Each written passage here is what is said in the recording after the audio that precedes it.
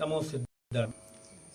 ಎಂದಿನಂತೆ ಇಂದು ಕೂಡ ನಾವು ಪೂಜ್ಯ 105 ಕ್ಷುಲ್ಲಕ ಧ್ಯಾನ ಸಾಗರ ಮಹಾರಾಜರ ಸನ್ನಿಧಾನದಲ್ಲಿ ಕುಳಿತುಕೊಂಡು ಒಂದಷ್ಟು ಧರ್ಮದ ವಿಚಾರಗಳನ್ನು ಕುರಿತಂತೆ ಚರ್ಚೆಯನ್ನು ಮಾಡ್ತಾ ಇದ್ದೇವೆ. ಅವರಿಂದ ಉಪದೇಶಗಳನ್ನು ಕೇಳ್ತಾ ಇದ್ದೇವೆ. ಗುಣಸ್ಥಾನಗಳ ಬಗ್ಗೆ ನಾವು ಈಗಾಗಲೇ ಚರ್ಚೆಯನ್ನು ಪ್ರಾರಂಭ ಮಾಡಿದ್ದೇವೆ. 4ನೆಯ ಗುಣಸ್ಥಾನದ ಒಂದಷ್ಟು ಸೂಕ್ಷ್ಮವಾದಂತಹ ವಿಶ್ಲೇಷಣೆ ಈಗ ನಡೀತಾ ಇದೆ. ಸಂಯಕ್ತ್ವದಲ್ಲಿ ನಿಷ್ಕಾಂಕ್ಷಿತ ಎನ್ನುವಂಥದ್ದು ಬಹಳ ಮುಖ್ಯವಾದದ್ದು. ಅಂದರೆ ಯಾವುದೇ ವಿಚಾರವನ್ನು ಕುರಿತಂತೆ ಆತ್ಮನಿಂದ ಹೊರತಾದ ಸಂಗತಿಗಳು ಏನಿದೆ ಅವುಗಳ ಬಗೆಗೆ ಆಕಾಂಕ್ಷಾರಹಿತವಾದಂಥ ಒಂದು ಮನಸ್ಸಿನ ಸ್ಥಿತಿಯನ್ನು ಯಾವಾಗ ನಮಗೆ ರೂಪಿಸಿಕೊಳ್ಳೋದಕ್ಕೆ ಸಾಧ್ಯ ಆಗುತ್ತೆ, ಆಗ ಸಂಯಕ್ತ್ವ ನಮ್ಮಲ್ಲಿ ಗಟ್ಟಿಯಾಗ್ತಾ ಹೋಗುತ್ತೆ. ಸಮಸ್ಯೆ ಏನು ಅಂದರೆ 4ನೇ ಗುಣಸ್ಥಾನದಲ್ಲಿರುವಂತಹ ಆತ್ಮನಿಗೆ ಒಂದು ಕಡೆಯಲ್ಲಿ ಜಿನ ವಾಣಿಯ ಬಗ್ಗೆ ಶ್ರದ್ಧೆ ಇದೆ, ಜಿನಶಾಸ್ತ್ರಗಳ ಬಗ್ಗೆ ಶ್ರದ್ಧೆ ಇದೆ. ಶ್ರದ್ಧೆಯ ವಿಚಾರದಲ್ಲಿ ಏನೂ ಸಂಶಯ ಇಲ್ಲ. ಆದರೆ ಕಷಾಯಗಳ ಕಾರಣದಿಂದಾಗಿ ಆತನ ಮನಸ್ಸಿನಲ್ಲಿ ಇನ್ನೂ ಕೂಡ ಈ ಒಂದು ಸಂಯಕ್ತ್ವದಿಂದ ಹೊರತಾದ ಹಲವು ಸಂಗತಿಗಳ ಕುರಿತಾಗಿ ಆತನಲ್ಲಿ ಇನ್ನೂ ಆಸಕ್ತಿ ಎನ್ನುವಂಥದ್ದು ಉಳ್ಕೊಂಡಿರ್ತದೆ. ಸಮಸ್ಯೆ ಬರೋದು ಎಲ್ಲಿ ಅಂದರೆ, ಒಂದು ಕಡೆ ಸಂಯಕ್ತ್ವದ ಧಾರಣೆ ಅನ್ನುವಂಥದ್ದು ಆಕಾಂಕ್ಷೆಗಳಿಂದ ರಹಿತವಾದ ಸ್ಥಿತಿ, ಮನಸ್ಸಿನ ಸ್ಥಿತಿ ಬಂದಾಗ ಆತ್ಮನಿಂದ ಹೊರತಾದದ್ದು ಯಾವುದು ತನ್ನದಲ್ಲ ಎನ್ನುವ ತಿಳುವಳಿಕೆ ಬರುವಂಥದ್ದು ನಿಷ್ಕಾಂಕ್ಷಿತ. ಇನ್ನೊಂದು ಕಡೆಯಲ್ಲಿ ಈತ ಆಕಾಂಕ್ಷೆಯಲ್ಲೂ ಮುಳುಗಿದ್ದಾನೆ. ಮೇಲ್ನೋಟಕ್ಕೆ ಇದು ಪರಸ್ಪರ ವಿರೋಧ ಅಂತ ಅನ್ನಿಸ್ತಾ ಇದ್ರೂ ಕೂಡ ನಾವಿದನ್ನು ಅರ್ಥ ಮಾಡ್ಕೊಳ್ಬೇಕಾದದ್ದು ಏನು ಅಂತ ಹೇಳಿದ್ರೆ, ನಾವು ಆ ಆತ್ಮ ಇನ್ನೂ ಈಗ 4ನೆಯ ಗುಣಸ್ಥಾನದಲ್ಲಿ ಇರುವಂಥದ್ದು. ಇಲ್ಲಿ ಇನ್ನೂ ಸಂಯಕ್ತ್ವದ ಭಾವನೆಗಳು ಪ್ರಕಟ ಆಗಬೇಕು, ಆದರೆ ಅದು ಗಟ್ಟಿಯಾಗುವ ಕಾಲ ಇದು. ಸಂಯಕ್ತ್ವದ ಹಾದಿಯಲ್ಲಿ ಚಲನೆಯನ್ನು ನಾವು ಮಾಡ್ತಾ ಇರುವಂತಹ ಸಂದರ್ಭದಲ್ಲಿ ಬುದ್ಧಿ ಅನ್ನುವಂಥದ್ದು ಆತ್ಮ ಬೇರೆ, ಆತ್ಮನಿಂದ ಹೊರತಾದ ಸಂಗತಿಗಳು ಬೇರೆ ಅನ್ನೋದನ್ನು ಗ್ರಹಿಸಿರುತ್ತದೆ. ಆದರೆ ಆಚಾರ ಅನ್ನುವಂಥದ್ದು ವಿಚಾರದಲ್ಲಿ ಇದ್ದರೂ ಕೂಡ ಆಚಾರ ಅದರಲ್ಲಿ ಇನ್ನೂ ಕೂಡ ಖಚಿತತೆ ರೂಪುಗೊಂಡಿರೋದಿಲ್ಲ. ಇಂತಹ ಒಂದು ಸಂದರ್ಭದ ಮುಂದುವರಿಕೆಯ ಒಂದು ವಿಶ್ಲೇಷಣೆಯನ್ನು ನಾವೀಗ ಪೂಜ್ಯರಿಂದ ಕೇಳ್ತಾ ಇದ್ದೇವೆ. ಈ ಧರ್ಮ ಸಭೆಗೆ ತಮಗೆಲ್ಲರಿಗೂ ಕೂಡ ನಾನು ಸ್ವಾಗತವನ್ನು ಬಯಸ್ತಾ ಇದ್ದೇನೆ.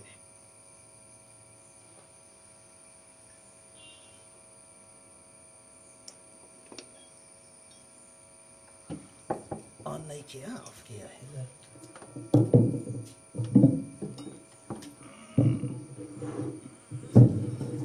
इधर भी ऑफ किया.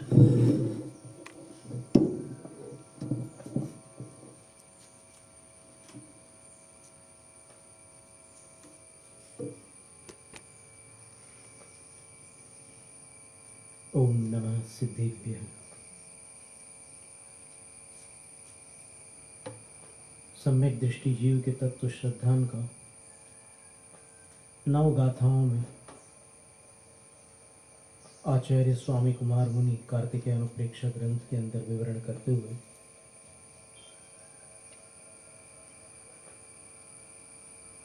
गाथा क्रमांक 311 से क्रमशः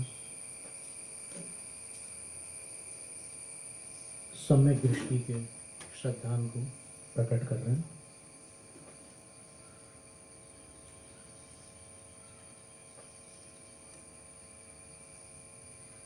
एक श्लोक आता है कि जो राजा अपने राज्य को अनासक्त होकर के भोगता है वह पाप का पात्र नहीं बनता है, और जो आसक्त होकर के भोगता है उसको बहुत आरंभ और परिग्रह का दोष लग जाता है. धात्री बाला सतीनाथ पद्मिनी जल बिंदुवत दग्धरज्जुवदाभासम भुंजन राज्यन्न पाप भाग. जैसे धाई बच्चे का पालन करती है, लालन करती है, लेकिन उसके अंदर मातृत्व नहीं होता। जैसे बाला यानी छोटी बालिका पिता से प्रेम करती है और सब अपने सहपाठियों के साथ खेलती है, लेकिन उसके अंदर विकार भाव नहीं होता। जैसे सती अपने नाथ को छोड़कर, अपने स्वामी को छोड़कर किसी पर पुरुष के प्रति कुदृष्टि नहीं डालती और कोई अशुभ भावना मन में नहीं लाती। और जैसे कमलिनी के पत्ते पर पड़ी हुई जल की बूंद उस पत्ते से चिपकती नहीं है, और उसी प्रकार जैसे जली हुई रस्सी,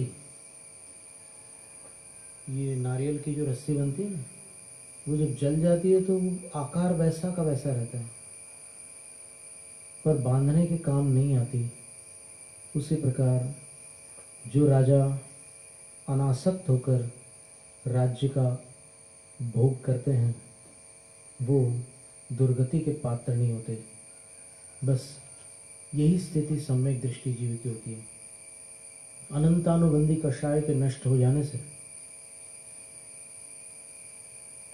उसके अंदर जितना भी राग द्वेष होगा, वो राग द्वेष उसको भले ही कृष्ण लेशा में ले जाए, पर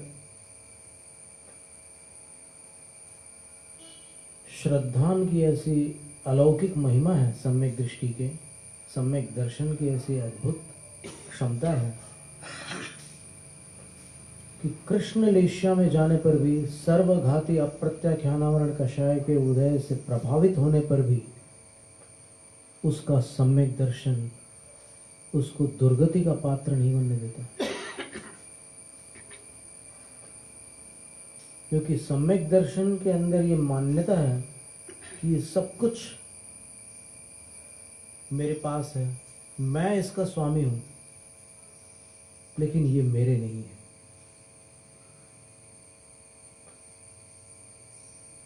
मैं इनका नहीं। तो विषयासक्तो विषया, विषयों में सदा आसक्त रहते हुए भी, सब वारंभी सुवर्तमानों भी, सब प्रकार की आजीविकाओं में तत्पर होते हुए भी, ऐसो मोह विलासो, ये सब मोह का ही प्रपंच है। यदि इसलिए सर्वम हेयम, सब कुछ त्याज्य है, मंडले ऐसा मानता है। ये साधारण घटना नहीं है। भरत चक्रवर्ती के विषय में भी ऐसी बात आती है उल्लेख में, यहाँ पर उनके नाम का भी स्मरण किया गया है कि सर्वारंभेषु असि महर्षि कृषि वाणिज्य पशुपालनादि व्यापारेषु वर्तमानोपि सर्व व्यापारान् कुर्वन्नपि सर्वं हेयं भरत चक्रीवत मन्यते। भरत चक्रीवत मन्यते। भरत चक्रवर्ती के समान सब कुछ यही मानता है। भरत चक्रवर्ती के विषय में आदि पुराण में आचार्य जिनसिंह स्वामी ने लिखा है कि वो मात्र सम्यक दृष्टि नहीं, अपितु व्रती भी थे। अर्थात भरत चक्रवर्ती चतुर्थ गुण स्थान के नहीं थे, पंचम गुण स्थान वाले। यहाँ तो उनकी श्रद्धान की बात चल रही है। श्रद्धान में तो वो स्थिति रहती है। और वर्णन है, उत्तम गुण गहन रहो, उत्तम साहूण विनय संयुक्तो, साहम्य अनुराई सो सद्दिठी हवे परमु। उत्तम गुणों को ग्रहण करने में वो आसक्त रहता है। जहाँ कहीं उसको उत्तम गुण मिलते हैं वो ग्रहण कर लेता है, और उत्तम साधुओं के प्रति विनय संयुक्त रहता है, हमेशा विनम्र रहता है। साहम्य अनुराई, उस सधर्माजनों के प्रति अनुरागी होता है।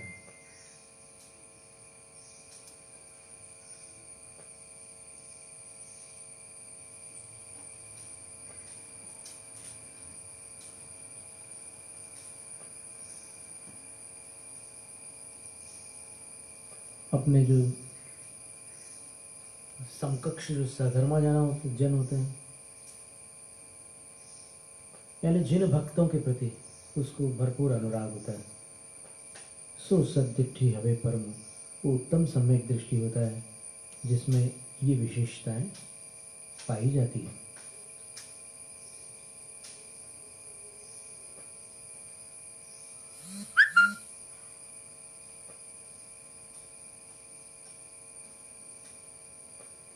उत्तम सम्यक दृष्टि मुनियों के लिए, श्रावकों के लिए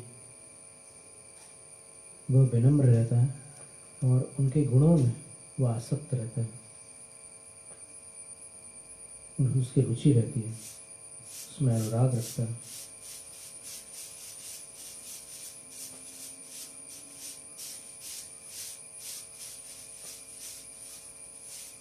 साधुओं की विनय में संयुक्त रहते हुए वह वैयावृत्ति करता है, नमस्कार आदि करता है और उनके आगमन पर उठकर खड़े हो जाता है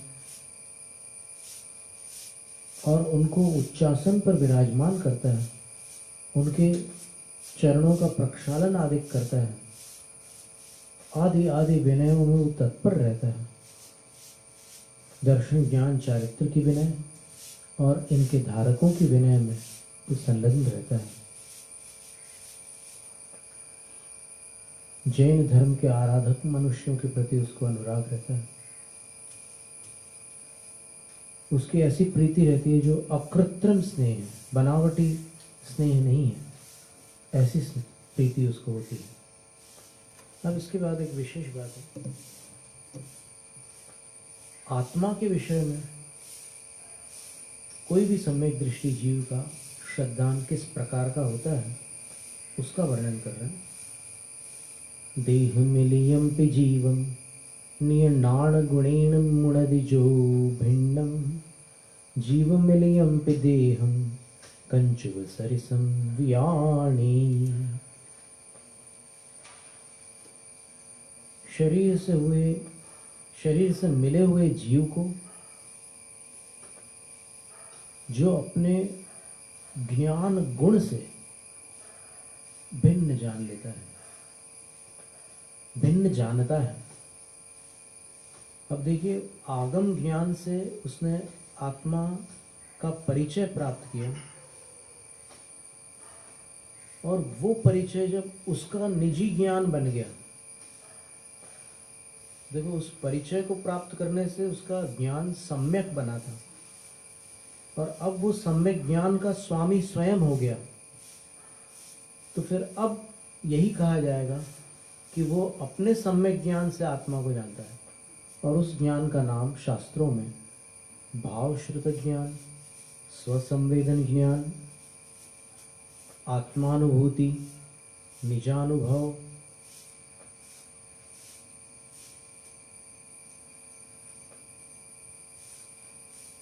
और ब्रह्म ज्ञान, ये सब पर्यायवाची शब्द हैं। उस ज्ञान गुण से वह जीवम देह मिलियम पे भिन्नम मुणति, शरीर से मिश्रित जीव को भी शरीर से भिन्न जानता है।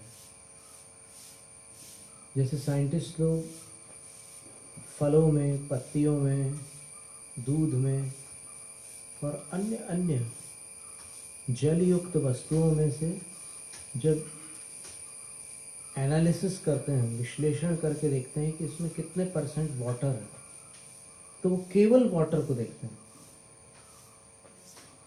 बाकी मिनरल्स और सारी चीज़ों को उसमें से बाध कर देते हैं, पृथक कर देते हैं।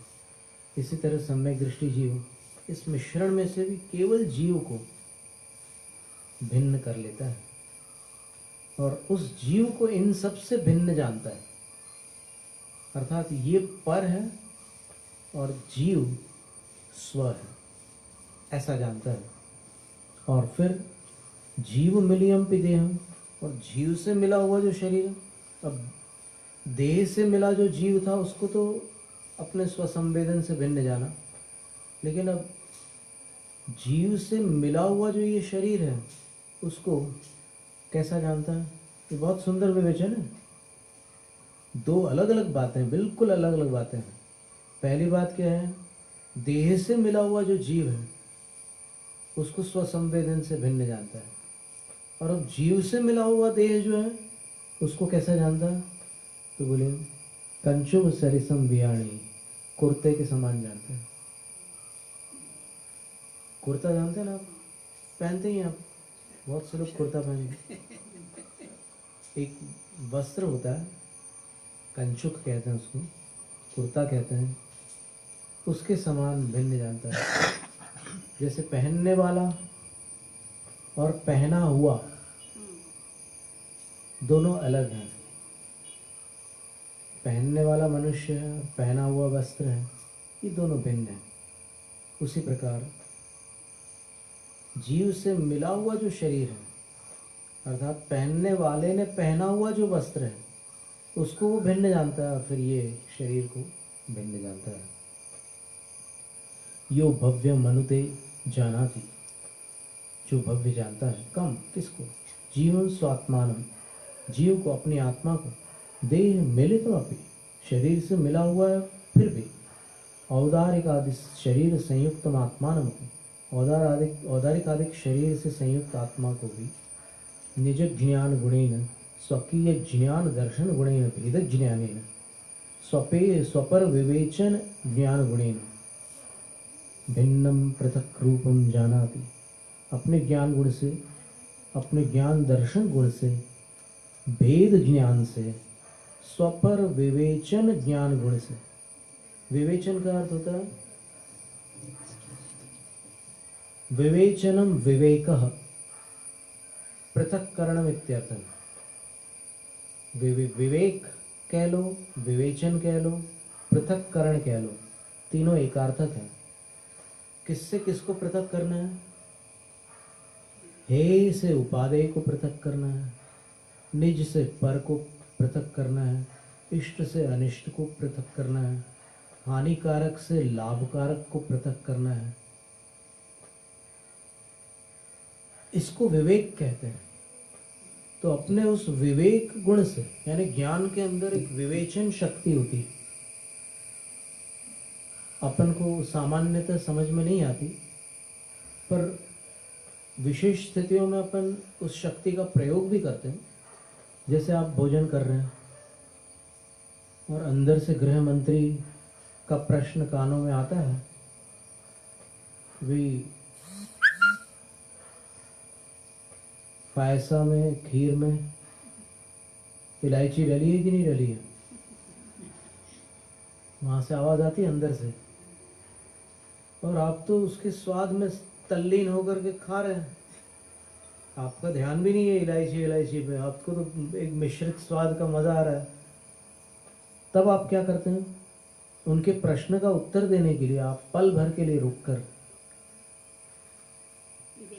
फिर वो प्रत्यभिज्ञान लगाते हैं, जो पूर्व काल में इलायची का जो परिचित स्वाद है उसका स्मरण करते हैं, और फिर इसमें देखते हैं कि वो स्वाद विद्यमान है या नहीं है, और फिर उस परीक्षा के माध्यम से, उस विवेक के माध्यम से सब स्वादों को बाध करके, देखिए वहां पर मिष्ट स्वाद भी है, दुग्ध स्वाद भी है, और दुग्ध और उसके साथ जो अन्न है उनका मिश्रित स्वाद भी है, अन्न का पृथक स्वाद भी है, अगर निकालना चाहे तो निकल जाता है। तो इन सारे मिश्रणों में से कब जायफल भी डाला रहता है, कभी केसर भी डाली रहती है, सब चीज़ों का स्वाद है उसमें, मुनक्के किशमिश भी डाली रहती है और मेवे भी डाले रहते हैं, सब मिश्रित है। लेकिन आपसे जो प्रश्न पूछा गया है वो क्या है? इलायची, उसको आप कन्नड़ में जो भी बोलते हो, एलक्की, संस्कृत में एला बोलते हैं। तो आप अपने उस विवेचन गुण से उत्तर देते हैं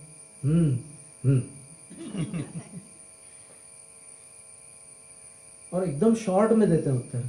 शॉर्ट में इसलिए देते हैं कि जितना विस्तार करेंगे उतना यहाँ से माइनस होना है, यहाँ से कटौती होगी, जो उसका रस और जो उसका आस्वादन है वहाँ ध्यान भंग होगा और उधर ध्यान जाएगा। तो कह करके बस, तो वहाँ से भी उनको भी समझ में आ जाता है कि भाई हाँ, इतने जल्दी ने एकदम बोला, इसका मतलब डली हुई है। तो उसी प्रकार ये जो गुण है, इस गुण के माध्यम से, इस मिश्रण से भी वो अपने को पृथक जानता है।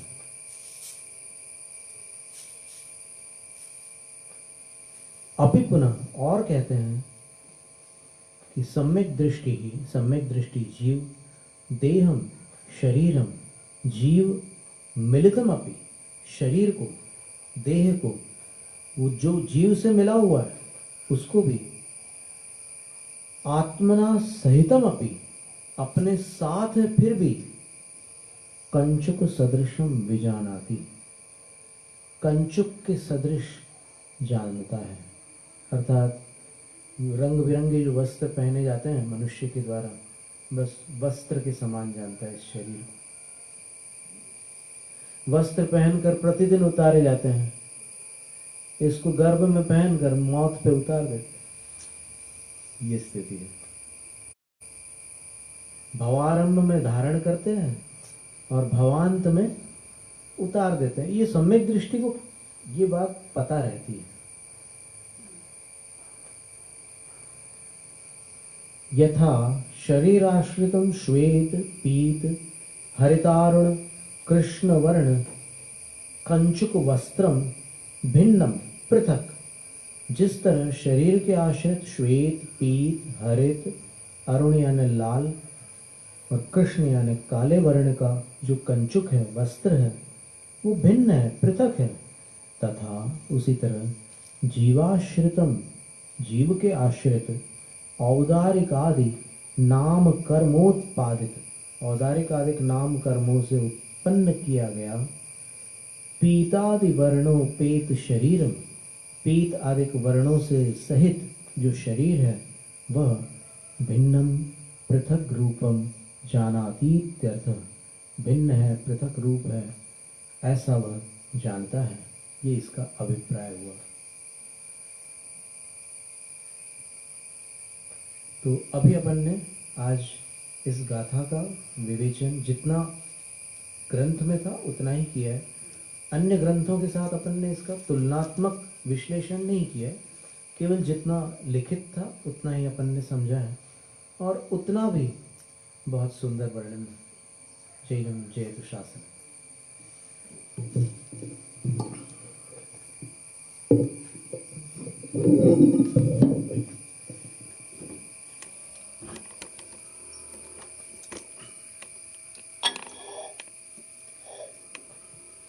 ಸಮ್ಯಕ್ತ್ವದ ಹಾದಿಯಲ್ಲಿ ಬಹಳ ಮುಖ್ಯವಾಗಿ ನಾವು ಅರ್ಥ ಮಾಡಿಕೊಳ್ಬೇಕಾದದ್ದು ಭೇದ ವಿಜ್ಞಾನವನ್ನು. ನಾನು ಅಂತ ಹೇಳುವಾಗ ಅದು ಶರೀರ ಸಂಬಂಧಿಯೋ ಆತ್ಮ ಸಂಬಂಧಿಯೋ ಎನ್ನುವ ಪ್ರಶ್ನೆ ತೆಗೆದುಕೊಂಡಾಗ, ನಾನು ಅನ್ನುವುದು ಆತ್ಮ, ನನ್ನಿಂದ ಹೊರತಾದದ್ದು ಯಾವುದು ಆತ್ಮನಲ್ಲ ಎನ್ನುವಂತಹ ಒಂದು ತಿಳುವಳಿಕೆ. ಸಾಮಾನ್ಯವಾಗಿ ನಮ್ಮ ಲೋಕಾರೂಢಿಯ ಮಾತುಗಳಲ್ಲಿಯೂ ಕೂಡ ಈ ಭೇದ ವಿಜ್ಞಾನ ಕಂಡು ಬರುತ್ತೆ. ಬಹಳ ಎಚ್ಚರಿಕೆಯಿಂದ ಈ ಮಾತನ್ನು ಗಮನಿಸಿ. ಕೆಲವೊಮ್ಮೆ ಹೀಗೆ ಆದರೆ, ಬಿಸಿಲಿನೊತ್ತು ಹೊರಗೆ ನಡ್ಕೊಂಡು ಬಂದಿರ್ತೀವಿ, ಮನೆಗೆ ಬಂದ ತಕ್ಷಣ ಮನೆಯವ್ರಿಗೆ ಹೇಳ್ತೇವೆ ನನ್ನ ತಲೆ ನೋಯ್ತಾ ಇದೆ ಅಂತ. ನನ್ನ ತಲೆ ನೋಯ್ತಾ ಇದೆ ಅಂತ ಹೇಳಬೇಕಾದ್ರೆ ಅದರ ಅರ್ಥ ಏನು ಅಂದರೆ, ನಾನು ಬೇರೆ ನನ್ನ ತಲೆ ಬೇರೆ ಅಂತ. ನನ್ನ ಕಾಲು ನೋವಾಗ್ತಿದೆ ಅಂತೀವಲ್ಲ, ಅದರ ಅರ್ಥ ಏನು? ನಾನು ಬೇರೆ ನನ್ನ ಕಾಲು ಬೇರೆ ಅಂತ. ಬಹಳ ಉತ್ತರ ತುಂಬ ಸರಳವಾಗಿದೆ ಮತ್ತು ಸ್ಪಷ್ಟವಾಗಿದೆ.